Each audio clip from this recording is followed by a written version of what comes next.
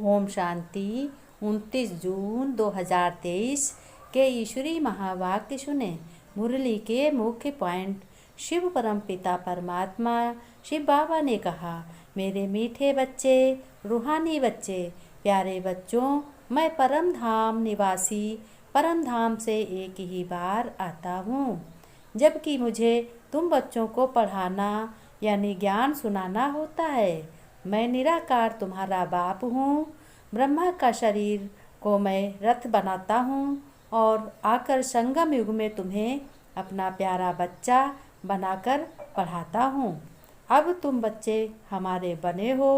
तुम बच्चे यह अपना ईश्वरीय जन्म भूल नहीं जाना। मेरा बनकर तुम्हें स्वर्ग की बादशाही यानी बहुत सुख लेना है। कहीं किसी माया के चक्कर में हार नहीं जाना। तुम्हें हर हाल में अपनी जीत पानी है। तुम मीठे बच्चों ने अब हमारी गोद ली है, तो घर गृहस्थ संभालते हुए, धंधा धोरी करते हुए मुझ स्वीट बाप परमपिता परमात्मा शिव बाबा को याद करते हुए अपना कार्य करो। निश्चिंत होकर करो। फिर बाबा ने कहा, यह याद की मंजिल बड़ी लंबी है बच्चों। तीर्थों पर मनुष्य मंदिर में जाकर चारों तरफ घूमकर चक्कर लगाते हैं, जिसको परिक्रमा कहते हैं। उतने दिन घर का धंधा धोरी सब बंद करना पड़ता है। यहाँ तुमको याद करना है। अपना कार्य संभालते हुए पृथ्वी से आसमान परम धाम की दौड़ लगाओ, मन बुद्धि से। फिर बाबा ने कहा, अपनी मन बुद्धि से परम धाम तक दौड़ लगाओ। बाबा ने कहा, बच्चों, अपने बाप को छोड़कर यानी भूलकर नीचे कीचड़ में मत गिर जाना। अगर अपने परमपिता परमात्मा यानी पारलौकिक का हाथ छोड़ा तो तुम्हारी बहुत बड़ी दुर्गति यानी कीचड़ में धंस जाओगे। और अपने पारलौकिक बाप की श्रीमत पर चलेंगे तो तुम स्वर्ग यानी सतयुग में लक्ष्मी नारायण जैसा पद पाओगे।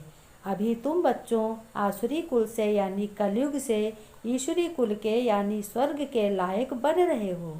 अगर तुम फिर से आसुरी कुल में गए तो उनको याद किया तो अंत समय में तुम बहुत दुखी होकर तुम्हें रोना आएगा।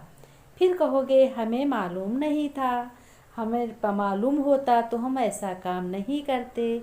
इसलिए बच्चों, मैं तुम्हें बार बार वही पाठ पढ़ा रहा हूँ यानी ज्ञान सुना रहा हूँ, जिसमें तुम्हें याद रहे।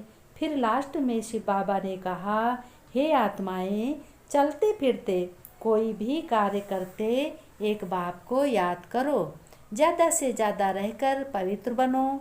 जितना जो ज़्यादा याद में रहते हैं उतना तुम पवित्र बनते और विश्व का कल्याण करते हो।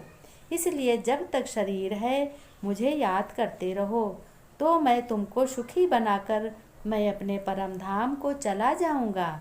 फिर जब तुम बच्चे सुखी रहोगे तो मुझे नीचे आने की क्या ज़रूरत है। मैं फिर ऊपर परम धाम से देख देख कर खुश हो जाऊंगा।